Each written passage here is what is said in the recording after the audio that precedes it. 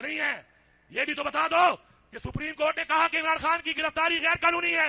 मैंने नहीं कहा, सुप्रीम कोर्ट ने कहा।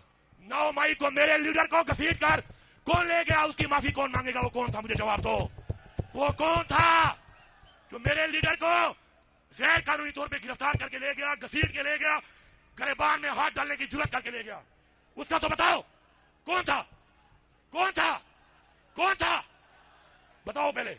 नहीं बताओगे तो मैं कहूंगा कि तुम भी साथ मिले हुए हो। फिर मैं यही कहूंगा, बताओ वर्दी में वो लोग कौन थे? मैं मांगूंगा माफी। लेकिन सुप्रीम कोर्ट ने कहा कि गलत गिरफ्तारी हुई है, सुप्रीम कोर्ट ने कहा कि गलत गिरफ्तारी की है, इलीगल गिरफ्तारी की है। तुमने गलत गिरफ्तारी करने वालों को सजा क्यों नहीं दी? उनसे माफी का मुतालबा क्यों नहीं करते हो? डीजी ISPR साहब, उनसे भी तो मुतालबा कर लो। हम तो हाजिर हैं, हम तो हाजिर हैं, पहले भी भुगता चुके हैं, कुछ और ही भुगता लेंगे।